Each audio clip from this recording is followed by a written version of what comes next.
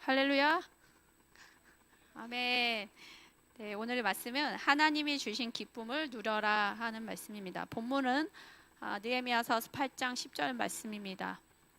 같이 읽어보겠습니다. 여호와를 기뻐하는 것이 너의 힘이니라. 아멘. 자, 여러분이 살면서 느꼈던 최고의 기뻤던 적은 언제이십니까? 제가 이제 최근에 사람들 붙잡고 많이 물어봤어요. 근데 어떤 사람은 얘기해요. 나 결혼식 했을 때 그 당일이 너무 좋았어요. 전날하고 당일 좋았습니다. 이렇게 얘기하시고, 어떤 사람은 새집 처음 새집 샀을 때, 또 저희 아버지는 물어봤더니 택시 운전을 이렇게 개인 택시 당첨됐을 때도 좋으셨다고 얘기하시더라고요. 옛날에는 개인 택시 가는 게 굉장히 중요한 거였어요. 근데 저희 아버지가 어떻게 당첨이 되셨대요. 그래서 너무 좋았더라 얘기하고, 또 어떤 사람은 물어봤더니 자기가 원하던 대학교 합격했을 때, 이렇게 다양한 기쁨의 순간들이 있습니다. 근데 이런 기쁨은 영원하지 않아요. 제가 최근에 결혼한 사람한테 물어봤어요. 신혼부부한테 얼마나 기쁜 거 얼마나 갔어? 했더니 3개월이 이러더라고요. 그래도 내가 많이 갔네. 그래도 여러분들이 경험했던 기쁨들이 영원하셨습니까? 잘 생각해 보세요. 자, 성경 속에서 기쁨에 대해서 말씀이 많이 나와요. 데살로니가 전서 5장 16절에 의하면 항상 기뻐하라 이렇게 나옵니다. 여기서 말하는 기쁨은 무엇일까요? 성경 속에서 말하는 기쁨은 여러분들이 잘 아셨을 때 기뻐할 수 있는 거예요. 자, 인간의 본성은 인간 본성이 갖고 있는 기쁨이 있어요. 그거 뭘까요? 여러분들 인간 본성의 기쁨, 영적인 기쁨 이렇게 구분하실 줄 알아야 돼요. 인간 본성의 기쁨은요, 뭐냐면 자기가 원하는 거 성취됐을 때, 그 다음에 자기가 원하는 것을 갖게 됐을 때 기뻐요. 근데 영적인 기쁨은 그런 게 아니에요. 성령님이 역사했을 때 느끼는 게 영적인 기쁨이에요. 여러분이 여태까지 살면서 인간 본성이 주는 기쁨을 위해서 살았다면 어떨까요? 언젠가는 그것을 갖지 못하고 그것을 성취 못함으로 인해서 실망감과 슬픔이 늘 있는 거예요. 하지만 영적인 기쁨은 영원합니다. 그래서 여러분들이 지금 생각해보세요. 내가 여태까지 살아왔을 때 어떠한 기쁨을 추구하고 살았는지 생각해 보셔야 됩니다. 분명히 내 삶에 기쁨이 없다. 그러면 영적인 기쁨보다 뭐죠? 내 인간의 본성이 원하는 내가 하고 싶은 거, 성취된 거, 그 다음에 내가 갖고 싶은 거, 갖는 거를 추구했다고 생각할 수도 있습니다. 그래서 내가 과연 영적인 기쁨을 누리고 있냐? 돌아봐야 됩니다.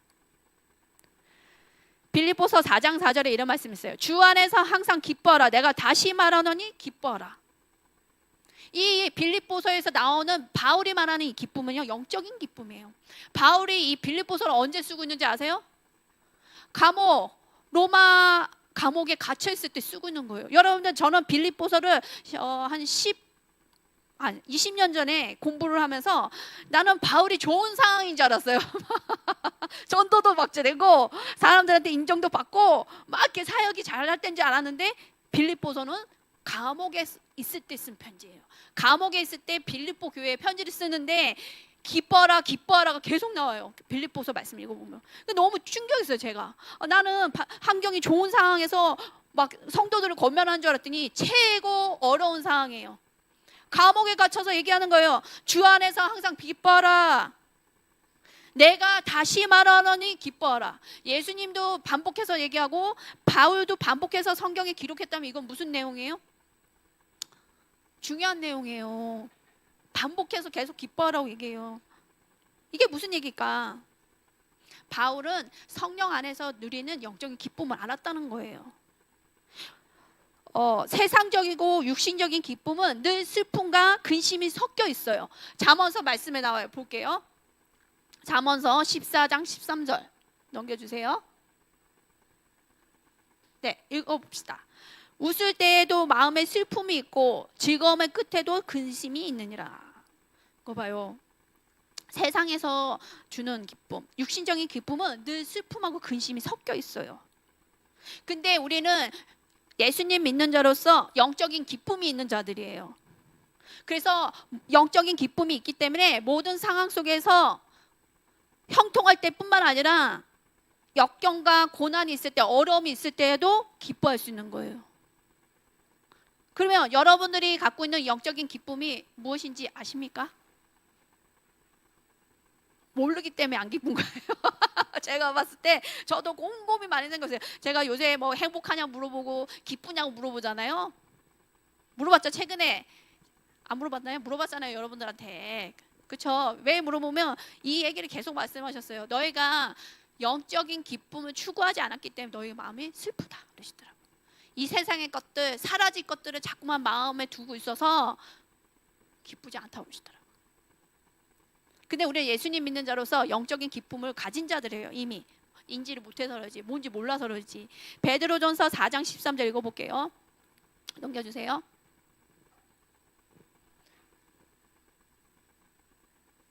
네, 오히려 너희가 같이 읽어봐요. 오히려 너희가 그리스도의 고난에 참여한 것으로 즐거워하라. 이는 그의 영광을 나타나실 때 너희로 즐거워하고 기뻐하게 하려 하심이라. 베드로도 이렇게 썼어요. 고난에 참여한 것을 즐거워하라. 자, 여러분들 예수님을 믿는 것은 쉽지 않아요. 핍박을 따려요. 그렇죠? 핍박 안 따랐으면 다행인데 제 경험상 핍박이 따릅니다. 누구한테 따르죠? 예수님 잘 믿으려고 하면 가족이 핍박을 많이 해요. 가까운 사람들이 핍박하고 친구들이 핍박을 합니다. 예수님 위해서, 또 하나님 나라를 위해서 우리가 고난을 받았다면 더욱더 기뻐해야 돼요. 이게 무슨 말이냐? 이렇게 바울도 그렇고 베드로도 그렇고 얘기하는 게 겉면이 아니에요. 기뻐하라는 게. 항상 기뻐하는 게 몸에 건강이 좋아요. 그러니까 기뻐하셔야 됩니다. 이렇게 권하는 게 아니라고요. 명령이에요. 명령이라는 생각 해보셨어요? 데살로니가 전서 말씀도 있고 이 베드로가 쓴 것도 있고 계속 명령을 해요. 기뻐하라. 근데 이 명령에 여러분들이 순응하셨습니까? 순복하셨습니까? 예, 이게 분명히 있는 거예요. 그러니까 이 명령이 명령이라는 거 모르는 거예요. 제가 늘 얘기하죠. 군대 갔다 온 사람들은 명령이 뭔지 안다고. 제가 이제 저 아는 집사님이 여자분이 영어도 모르는데 미국에 군대를 가갖고 무조건 예썰 하다가 그 일주일 동안 섬에 갇혀 있는 거 훈련 받았다고. 그러니까 이분은 명령이 뭔지 알더라고. 결국은 그분은 그 명령을 잘 알아서 정말 이렇게 이스라엘이 풀렸어요. 이스라엘이. 이렇게 하면 좋겠습니다가 아니란 거예요. 지금 사도들이 쓰는 편지 내용은 기뻐하라는 거는 명령이다. 하나님 나라는 영적인 기쁨이 안에 있어요. 말씀 보니까 하나님 나라는 어떤 것들이 있어요?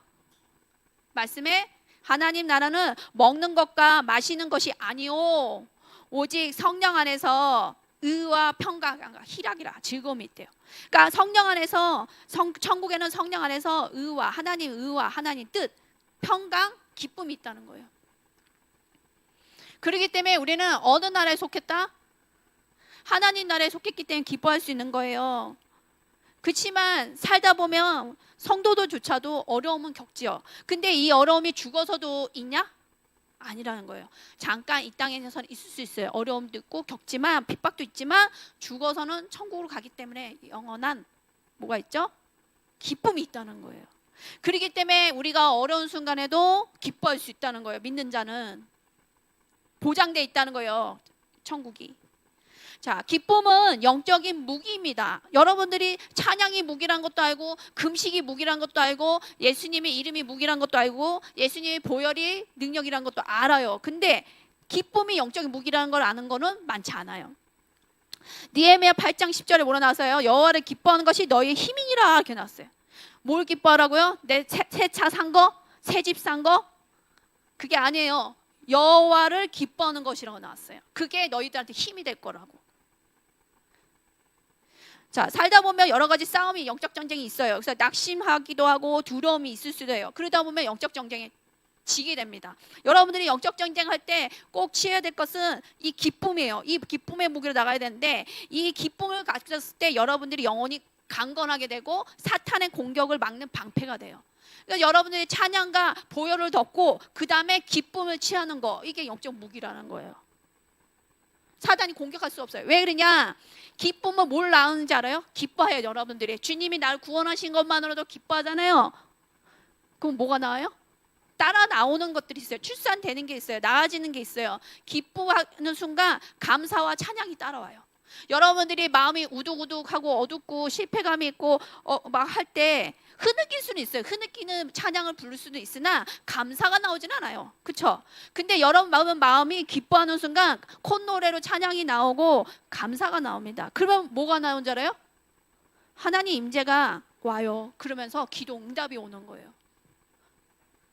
여러분들이 영적 싸움에 계속 실패하는 이유는 내가 찬양도 했거든요, 목사님. 기도도 말씀도 읽었어요. 방언 기도도 했어요. 근데 응답이 없죠? 이거는 어쩌면 기뻐하지 않았기 때문이에요. 빌립보서 4장 4절에서 6절 말씀 보면 기뻐하는 자는 염려 대신에 감사로 기도한다. 또 감사는 찬양을 낳게 되고 찬양을 통해서 누가 그곳에 임한다? 하나님이 임재하시는 거예요. 보좌에 앉으신다고 했어요. 우리가 찬양하는 순간 왕이신 하나님이 보좌에 앉으신다는 거예요. 왕이 보좌에 앉는다는 거는 통치하신다는 거예요. 내가 기도한 것에 대해서 하나님 응답하신다는 거예요. 그래서 여러분들이 기뻐하는 순간 감사와 찬양이 열리고 그것 가운데 하나님 임재하시고 놀라운 기도의 응답들이 풀어진다는 얘기입니다. 아멘. 이제 기쁨의 영적 무기를 갖고 나가시기 바랍니다. 아멘. 네, 오늘 설교의 말씀을 통해서 여러분들한테는 제시할 것이 무엇이면 하나님이 주시는 기쁨이 무엇인지 나눌 텐데 되게 많아요. 하나님이 주신 기쁨이 되게 많아요. 근데 그 중에서 5가지만 오늘 나눌 거예요. 그래서 하나님이 주신 기쁨이 뭔지 여러분들 들어보시고 내가 그 기쁨을 누리기 원합니다 하는 고백들이 나오시기 바랍니다. 아멘. 자, 첫 번째 하나님이 주신 기쁨은 구원의 기쁨입니다.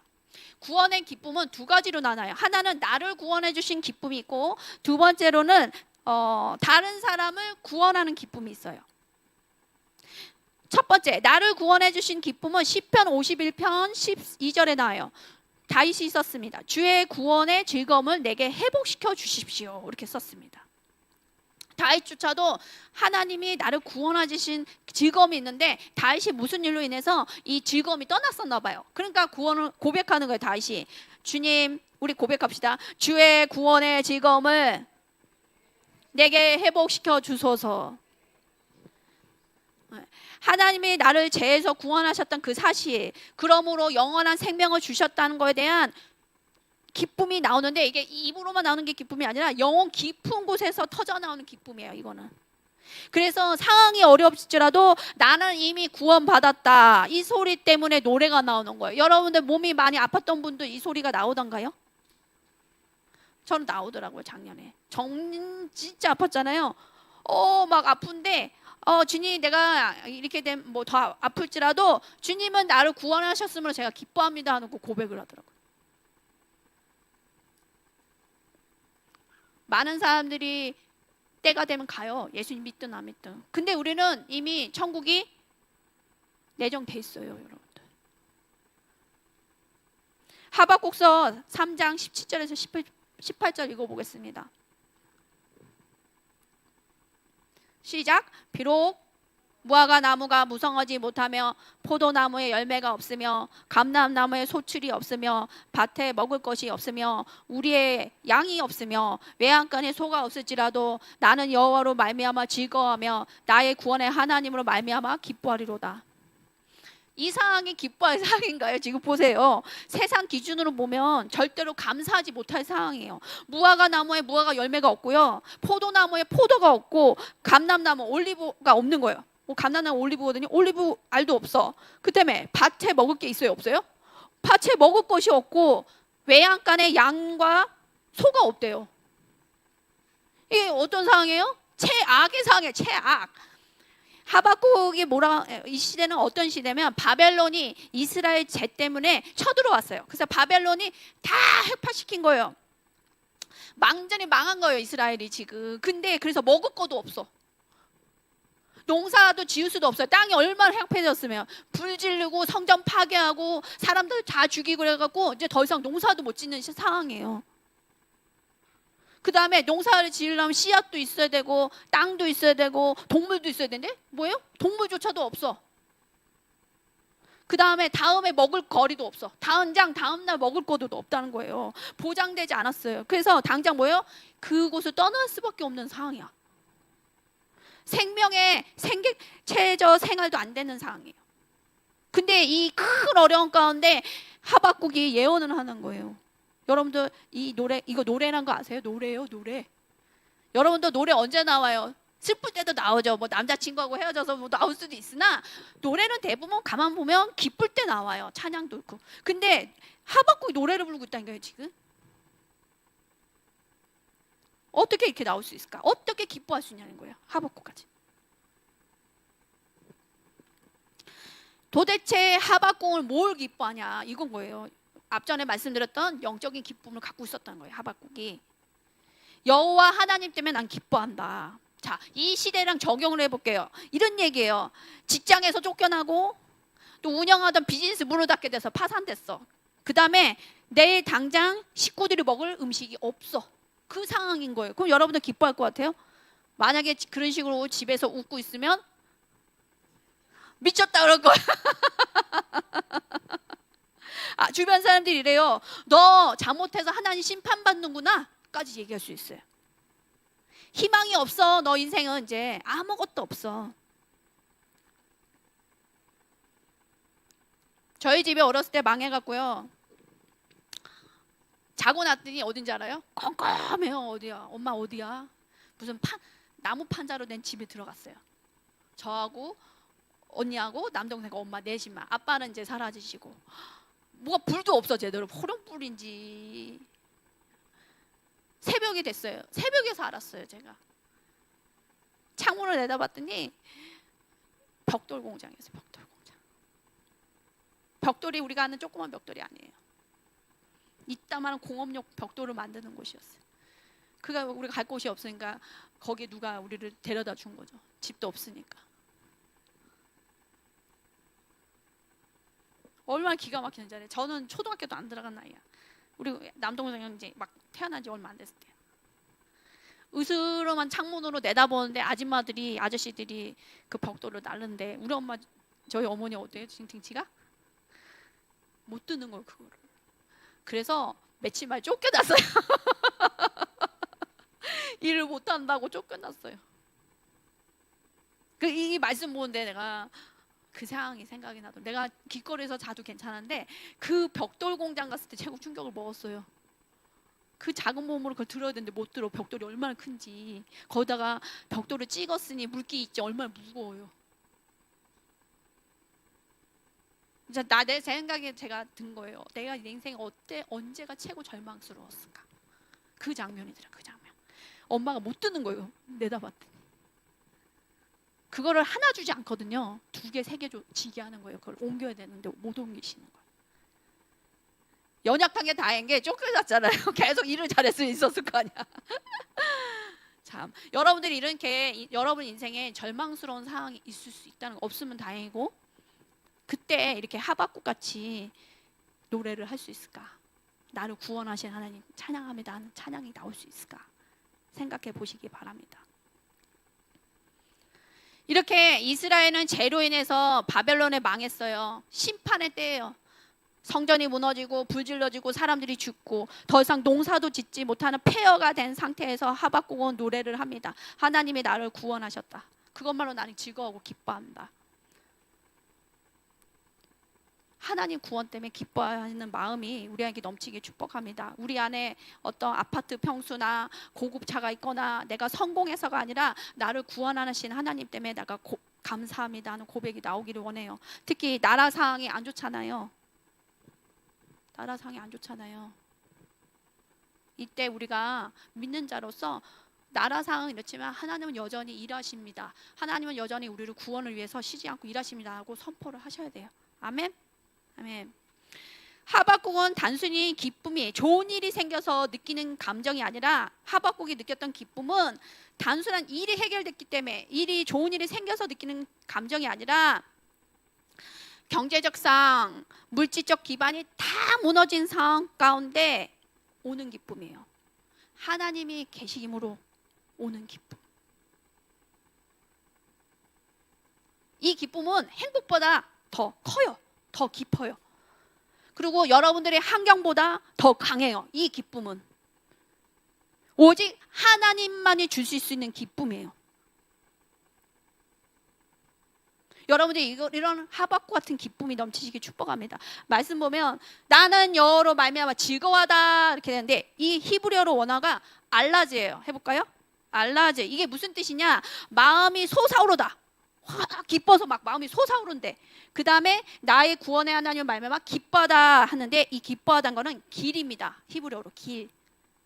이게 무슨 소리냐? 뛰며 즐거워하다는 뜻입니다. 쉽게 말해서 이 얘기예요. 기쁨의 감정이 마음속에 숨어 있지 않고 이 몸으로 터져 나온다고. 몸으로. 여러분도 너무 기뻤을 때 막 돌지 않았어요? 어렸을 때? 강아지들도 막 기쁨은 뱅글뱅글 돌아요. 똑같아요. 기쁨이 몸에 있지 않고 터져 나오는 기쁨. 쉽게 말해서 내 삶이 아무리 황폐하고 망할지라도 나는 하나님 때문에 나는 춤출 수 있다, 이런 표현이에요. 춤, 어떤 춤이요? 이런 춤이 아니고 신나서 추는 춤.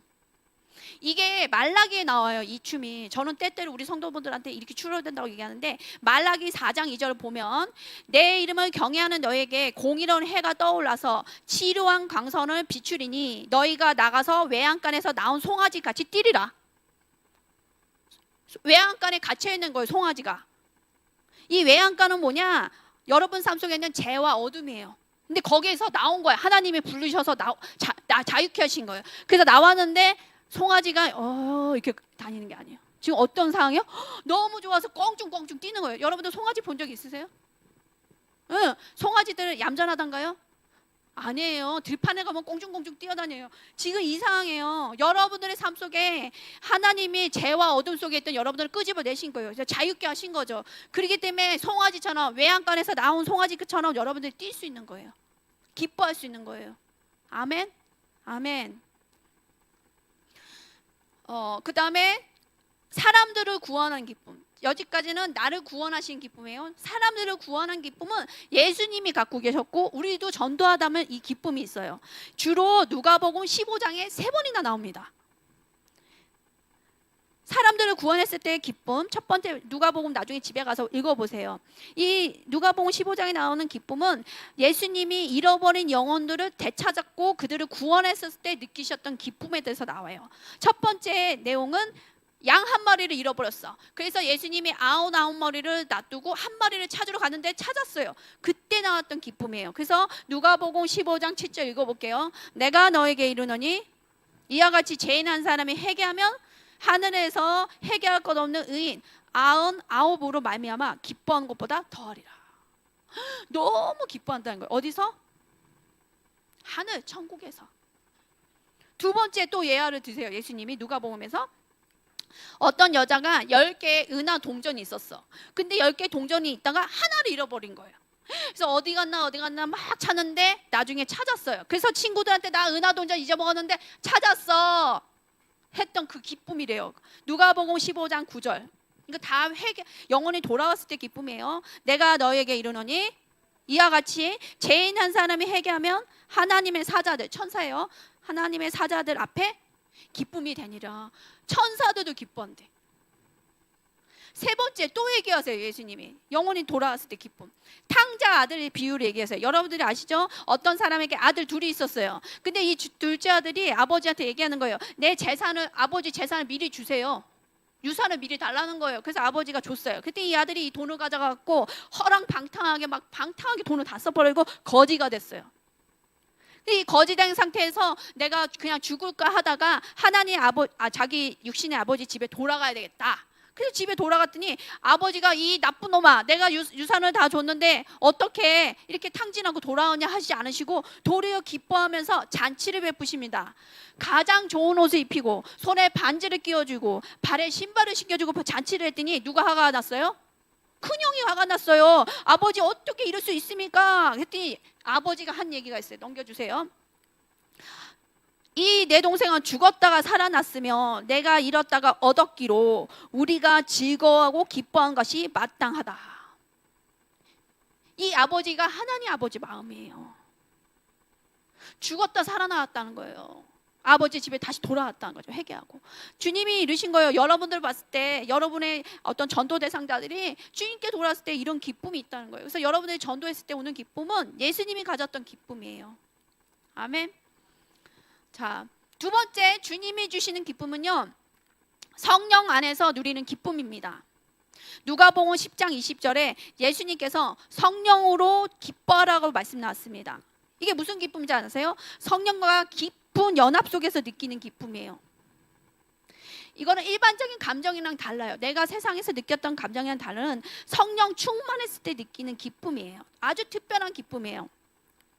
그래서 세상이 제공하는 물질적인 거, 이런 것들은 일시적 만족인데 또 돈이나 명예, 지위, 관계 속에서 오는 이런 기쁨하고 비교할 수 없는 기쁨이에요. 이런 세상이 주는 것들은 일시적이에요. 그 다음에 변화돼요. 근데 이 성령 안에서 주시는 기쁨은 변하지 않고 사라질 가능성이 아주 작아요. 성령 안에서 느끼는 기쁨은 외부 상황하고 상관이 없어요. 하나님 깊은 관계 속에서 와요. 그러니까 여러분들이 만약에 내가 기쁨이 작다 그러면 하나님 관계 속에서 오는, 성령님 관계 속에서 오는, 성령님과의 교제 속에서 오는 기쁨을 못 느끼는 거예요. 이 내적인 기쁨이에요. 이거는. 그리고 영원해요.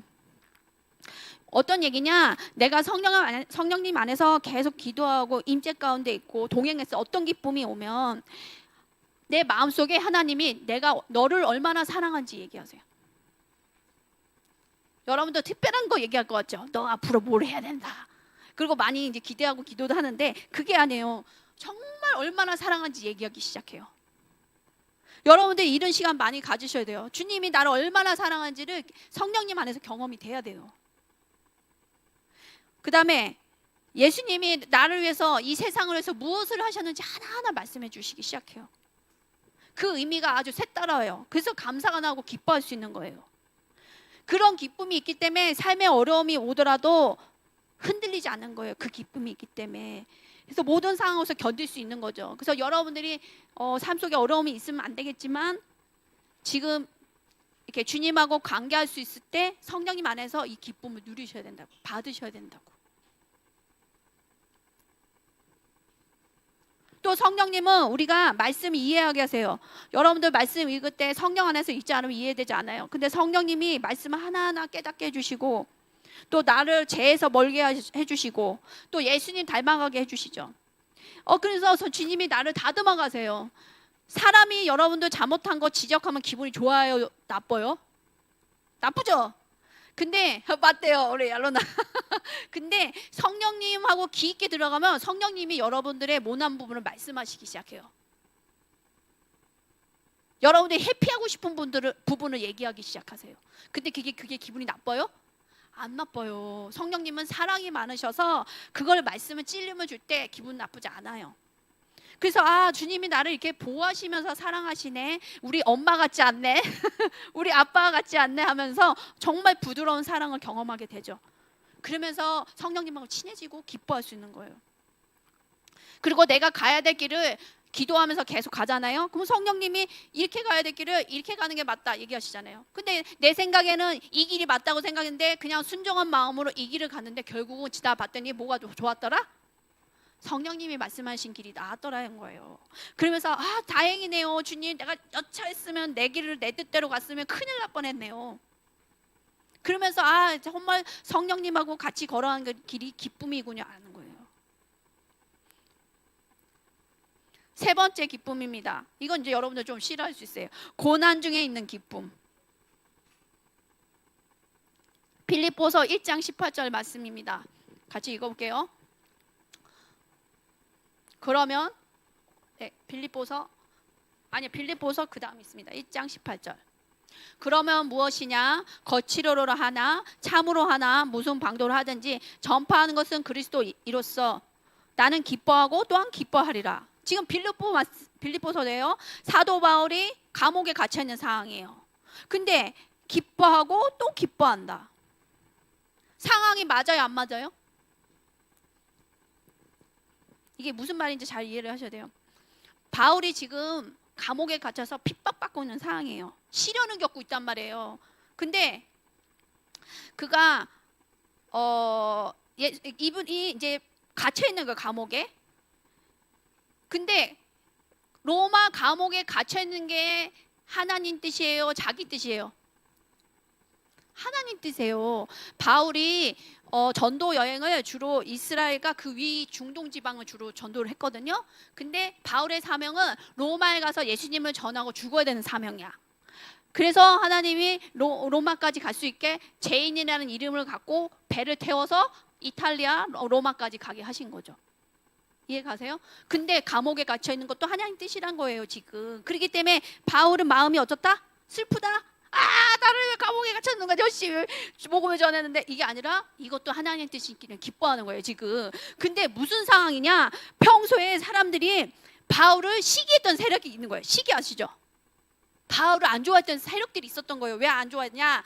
바울이 유명했잖아요, 이 당시에. 그러니까 사람들이 감옥에 갇혔다는 얘기를 들은 거예요.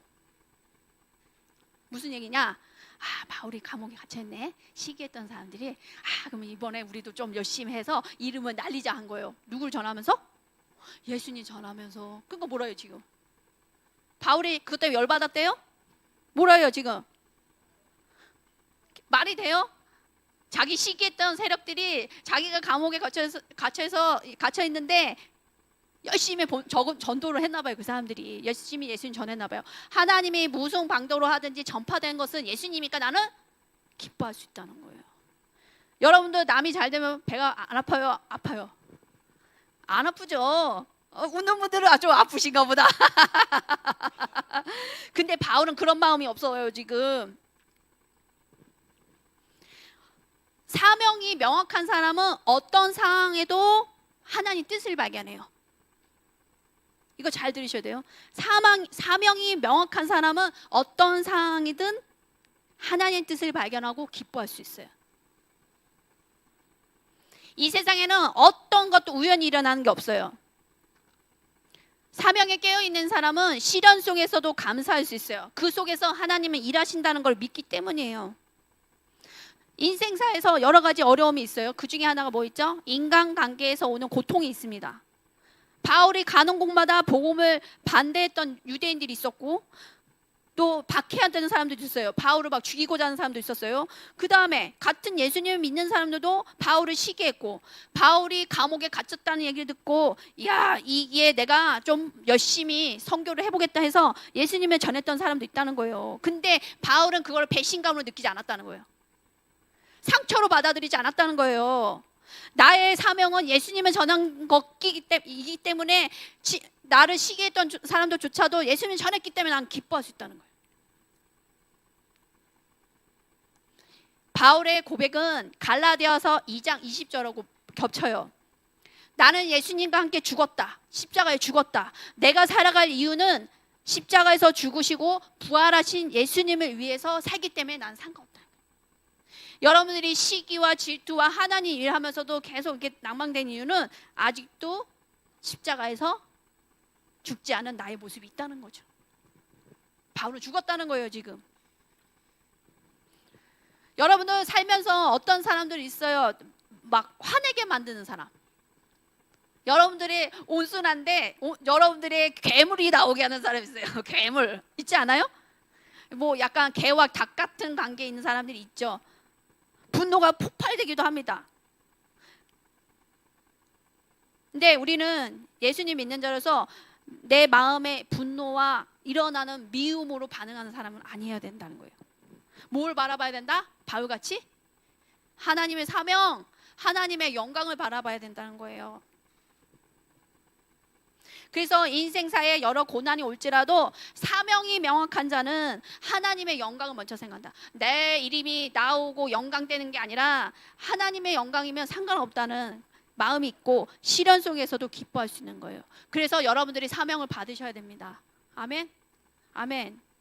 네 번째 기쁨, 예배의 기쁨입니다. 누군가가 저에게 와서 개인적으로 목사님 삶 속에 어려움을 이길 수 있는 방법이 무엇이 있었어요? 물어본다면, 청년들이 물어본다면 저는 예배의 기쁨을 누렸다고 말할 수 있습니다. 제가 제 인생에 여러 가지 어려운 순간들이 있었어요. 예수님 믿기 전과 후는 다르죠. 예수님 믿고 나서도 어려움이 굉장히 많았어요. 근데 예배를 통해서 저는 하나님의 위로를 많이 받았어요. 앞길이 막혀서 답답한 상황에도, 또 억울한 일을 당할 때도, 또 무언가 중요한 일을 결정을 내려야 되는데 잘 못할 때도 늘 예배를 했어요. 그 다음에 한 번 예배가 아니라 정한 예배들을 계속 드렸어요. 정한 예배. 이 예배를 통해서 많은 위로와 격려를 받았다고요. 내 속사람이 주님의 마음과 합해지는 시간들을 많이 겪었어요.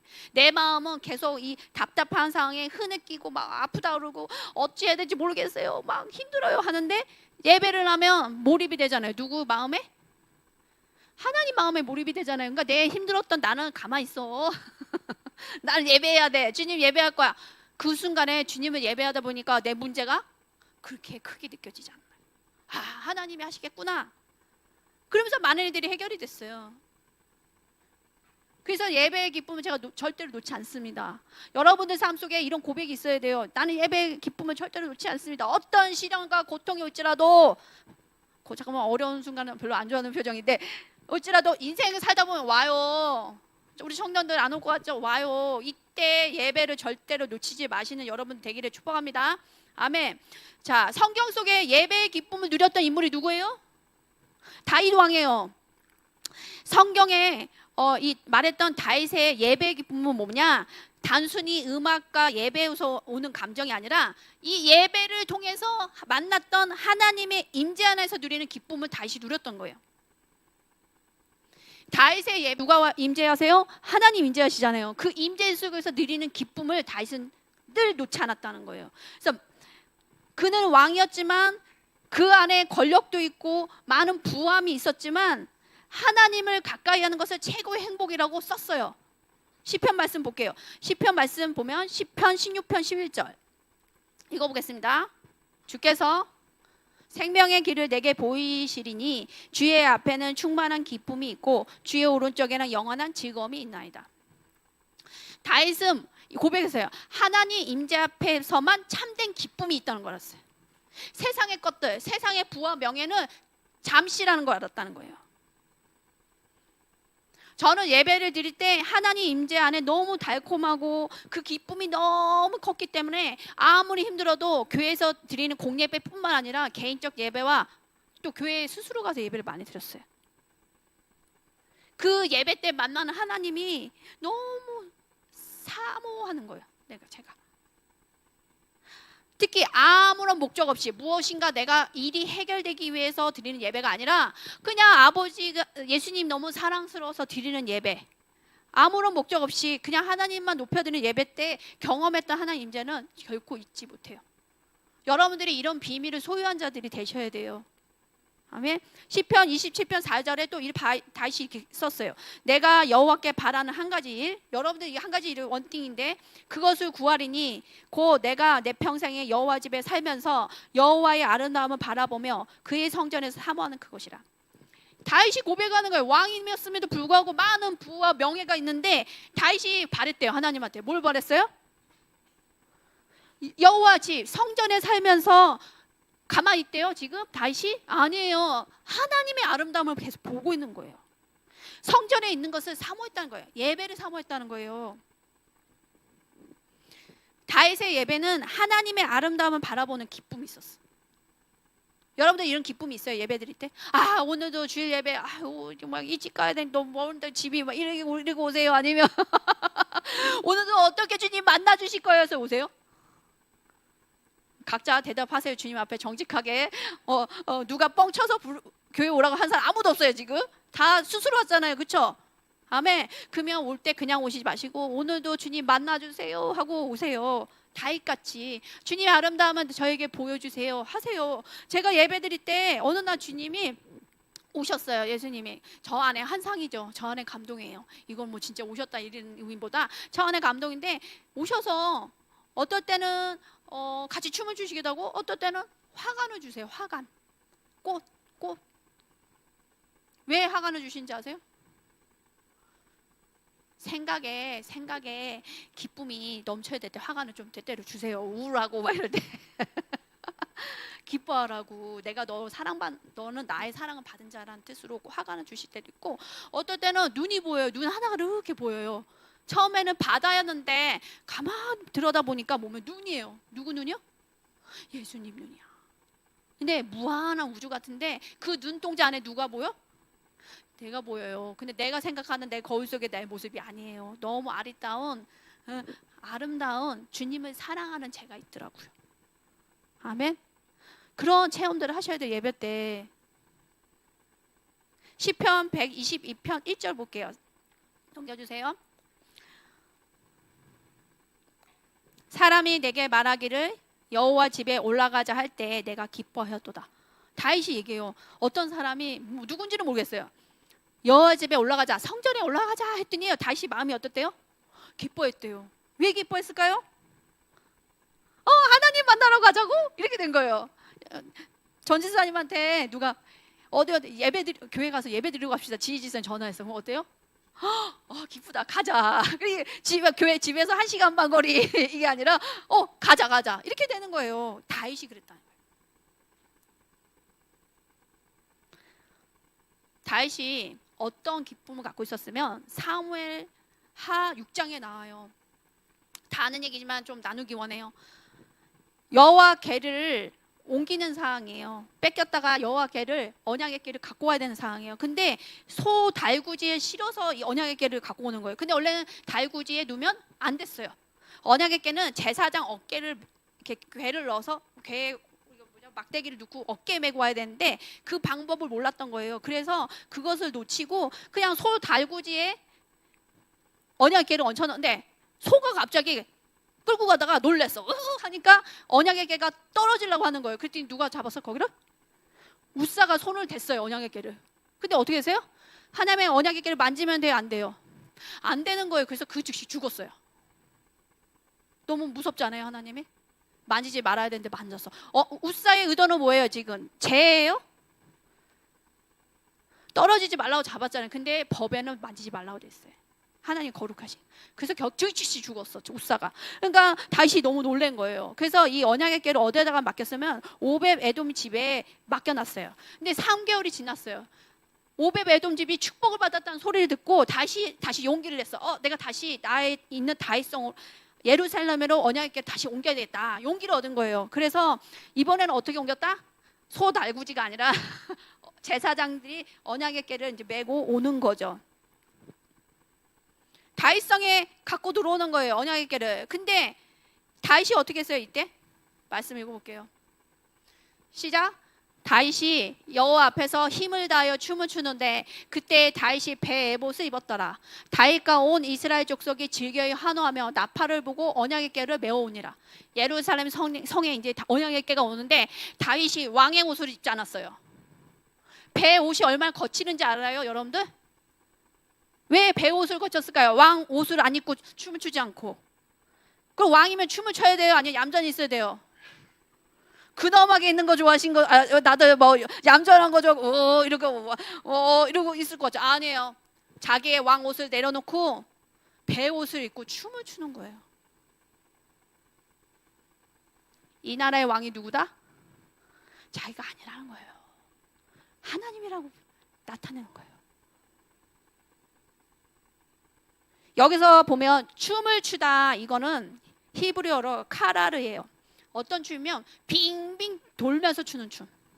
제가 말하죠. 강아지들 막 뺑글뺑글 도는 춤. 그렇게 춤을 추고 있는 거예요 다윗이. 그것도 배옷을, 속이 비칠라 말라 하나는 배옷을 입고, 왕이자 큰 어른이 어린아이같이 이렇게 춤을 추고 와 뛰면서 춤을 추는 거예요. 얼마나 기뻤으면 그렇게 춤을 췄을까.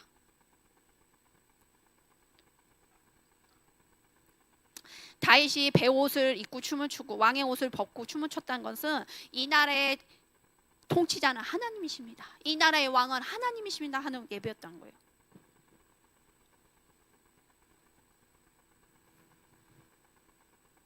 근데 또 한 명의 예배자가 있어요. 미갈이에요. 부인이죠. 사울의 딸 미갈이 창으로 내려보다가 다윗 왕이 여호와 앞에서 뛰놀며 춤추는 것을 보고 심중에 그를 업신여기니라. 예배를 참여한 자가 있고 예배를 보는 자가 있어요. 여러분 예배를 참여하는 자입니까? 예배를 보는 자입니까? 예배를 보는 자는 불평과 불만이 넘쳐요. 밀과 같이 구경을 하기 때문에 시선이 잘못됐어요. 구경하는 사람들의 특징이에요. 예배를 보는 자들의 특징이에요. 여기서 업신여기다. 미갈이 마음속에 업신여겼대요. 다윗을. 이 뜻은 바자라는 건데 히브리어로 어떤 것에 가치를 부여하지 않는다는 뜻이에요. 이 강팍한 완악한 마음으로 다윗의 예배를 업신여기고 있는 거예요. 보고 있는 거죠. 그랬더니 그 속옷을 보이고 어떻게 춤을 추냐고 이렇게 미갈이 얘기했더니 다윗이 고백해요.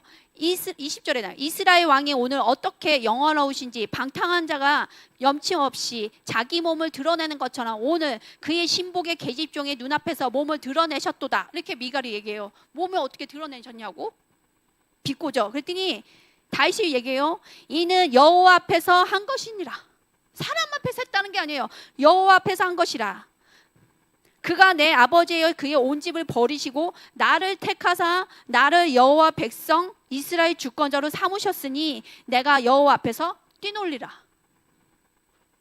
미갈한테 정확하게 전곡을 찌르는 얘기했어요. 그 얘기가 뭐냐? 미갈의 아버지 사울을 언급한 거예요. 사울 아버지를, 미갈의 아버지를 내리고 누구를 택했다? 지금 나를 택했다는 거야. 하나님이. 나는 사울 같은 행위를 따르지 않겠다고 얘기하는 거예요. 미갈이 얘기해요. 이스라엘 왕이라고 표현하는데 다윗은 그렇게 얘기 안 해요. 자기가 이스라엘 왕이라고 표현 안 하고 이스라엘의 주권자로 하나님 나 선택하다고. 이게 무슨 얘기인지 알아요? 왕은 누구다? 하나님이시고 그거를 관리하게 맡긴 게 나라라고 표현한 거예요. 정말 겸손한 태도예요. 미갈이 생각했던 다윗의 자리는 왕인데 다윗이 생각했던 자신의 자리는 왕이 아니었어요. 하나님이 왕이시고 나는 다스리는 자, 그것을 관리하는 자라는 거예요. 이런 마음이 다윗의 예배의 태도였어요. 너무 안타까워요. 미갈이 다윗과 함께 예배했다면 얼마나 좋았을까요? 보는 자, 예배를 보는 자가 아니라 예배를 참여한 자였으면 얼마나 좋을까 하는 생각이 들어요. 왜냐? 말년이 안 좋았어요. 23절에 보면 사울의 딸 미갈이 죽는 날까지 그에게 자식이 없으시래요. 없었다, 자식. 마음의 태도가, 예배의 태도가 올바르지 않으므로 자식이 없게 됐어요. 여러분들이 예배를 보는 자가 아니라 예배를 참여하는 자 되기를 축복합니다. 아멘. 자, 마지막 기쁨입니다. 하나님이 주시는 5번째 기쁨. 이거 나누고 이제 기도를 할 텐데, 신랑이 신부에게 주는 기쁨이에요. 제가 치유 수업에 늘 이 부분을 강조를 합니다. 이사야서 말씀 읽어볼게요. 62장 3절에서 5절. 너는, 같이 읽어보겠습니다. 너는 또 여호와의 손에 아름다운 관, 내 하나님 손의 왕관이 될 것이라. 다시는 너를 버림받은 자라 부르지 아니하며 다시는 내 땅을 항모제라 부르지 아니하고 오직 너를 헵시바라 하며 내 땅을 뿔라라 하리니 이는 여호와께서 너를 기뻐할 것이며 내 땅이 결혼한 것처럼 될 것입니다. 마치 청년이 처녀와 결혼한 같이 내 아들들이 너를 취하겠고 신랑이 신부를 기뻐한 같이 내 하나님이 너를 기뻐하시리라. 이스라엘 상황이 어떤 상황이냐? 앞전에 하박국서랑 똑같은 상황이에요. 이스라엘 죄 때문에 바벨론이 와서 다 파괴된 상태, 완전히 폐허됐어요. 버림받은 상태라고요. 황폐케 상태. 근데 이사야가 예언을 한 거예요. 하나님이 다시 예루살렘을 회복할 것이다. 다시 하나님의 사랑을 받는 자가 될 거라고 예언을 하고 있는 거예요. 헵시바는 뜻은 나의 기쁨이 그녀에게 있다는 뜻이에요. 왜 그녀냐? 성경에서 도시와 나라는 여자로 불러요. 성경에서. 나의 기쁨이 예루살렘 이스라엘에게 있다. 여기서 나는 누구예요? 하나님이에요. 하나님의 기쁨이 예루살렘에 있다. 이렇게 해서 헵시바라고 부르시고, 뿔라는 뿔라네요. 뿔라가 아니고 뿔라예요. 뿔라 발음이 안 돼요. 뿔라. 뿔라가 아니고 뿔라예요. 결혼하는 여자라는 뜻이에요. 지금 분명히 이스라엘이 하나님하고 결혼한 상태인데 이스라엘이 죄를 짐으로 버림받은 상태, 버려진 상태 같이 보이는 거예요. 그래서 이방 나라 사람들이 야 너희들 하나님 유일신 섬기더니 잘 됐다 이렇게 바라보고 있는 거죠. 근데 하나님은 너 더 이상 버림받은 여자가 아니야, 뿔라야 이렇게 얘기하는 거죠. 내가 다시 나와 결혼한 상태로 회복할 거고 나의 사랑을, 신랑의 사랑을 받는 상태로 회복시킬 거야 하고 예언하시는 거예요. 아멘. 5절에 봐요. 마치 청년이 처녀와 결혼한 같이 내 아들들이 너를 취하겠고 신랑이 신부를 기뻐한 같이 내 하나님 너를 기뻐하시려 얘기합니다. 이 말씀에서 남편과 아내로 부르지 않고 하나님이 신랑과 신부로 부르시는 이유가 있어요. 신혼기에 있는 설레임 때문에 얘기하시는 거예요. 예수님과 우리는 영원히 신혼이에요. 아멘. 권태기 없어요. 권태기는 여러분 스스로가 지금 다른 신랑을 보고 있기 때문에, 다른 것을 보기 때문에 권태기가 있는 거예요. 눈이 사시로가 있는 거죠. 예수님께 돌아오시기 바랍니다. 결혼식을 생각해 보세요. 결혼식 할 때 신랑과 신부는 깨끗한 모습입니다. 정결한 모습입니다. 마음이 누구한테 가 있어요? 신부한테, 신랑한테 가 있는 상황이에요. 영원한 언약 속에 들어가는 모습. 너는 내게 속했어. 하나님이, 예수님이 신랑으로서 여러분들을 영원히 지켜주겠다. 너와 영원히 함께 사랑을 나누겠다는 모습이 있는 거예요. 여러분의 신랑을 생각하지 마시고 영원한 사랑, 정결한 사랑을 주는 예수님의 사랑을 받으시기를 축복합니다. 아멘. 여기서 말하는 신부는 또 뭘까요? 신랑이신 예수님이 여러분을 향해 미래에 대해서 행복한 기대를 갖고 있는 거예요. 저 여자랑 결혼하면 고생 좀 하겠군. 이게 아니라 저 여자랑 저 신부랑 살면 얼마나 행복할까. 앞으로 미래에 즐거운 일이 많겠지. 이런 식으로 바라보시는 거예요. 여러분 남편이 여러분을 어떻게 바라보세요? 웃으는 거 보니까 좋지 않게 바라보나 봐요. 알로나를 엘리가 안 좋게 보나 봐요. 근데 예수님은 그렇게 바라보신다고. 여러분의 비록 살다가 죄를 지을 수도 있고 여러 가지 연약한 모습이 보이지만 예수님은 여전히 너는 나의 사랑받는 자야, 용서받은 자야 라고 바라보신다는 거예요. 여러분의 흠을 보지 않는다는 거예요. 제가 예수님 예배 드릴 때 힘들 때 보면 예수님 눈이 보인다 했죠. 제 모습이 제가 보는 저의 모습이 아니라고. 주님은 성결하고 깨끗한 모습으로 여러분 바라보고 계세요. 그리고 여러분들의 미래에 대해서 기대를 갖고 계세요. 여러분들이 성공할 거라는 게 아니라 나와 이 딸이, 이 여인이 나를 버리지 않고 함께 가꾸구나. 영원히 그 기대로 바라보신다는 거예요. 여러분 마음이 딴 데 가서 그러지 예수님은 변하지 않으십니다. 아멘. 그래서 그 기뻐한 마음이 있으신 거예요. 그래서 다시 읽어보죠. 마칠게요. 마치 처녀와 결혼한 같이 내 아들들이 너를 취하겠고 신랑이 신부를 기뻐한 같이 내 하나님이 너를 기뻐하시리라.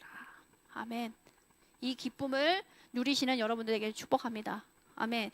이제 오늘 5가지밖에 안 나눴는데 기도를 하기 원해요. 이 영적인 기쁨을 누리는 내가 되기 원합니다. 여태까지 살면서 내가 원하는 거, 또 내가 원하는 것을 갖는 거, 또 내가 하고 싶은 걸 성취된 거에 대한 기쁨을 누렸다면 이제는 그걸 넘어선 영적인 기쁨, 하나님이 주시는 기쁨을 누리는 내가 되기 원합니다. 내가 이 기쁨을 쫓지 못했던 것들 회개합니다. 이제 영적인 기쁨을 갖고 항상 기뻐하라는 말씀에 기뻐하겠습니다 하는 믿음의 결단들을 내리시기 바랍니다. 아멘.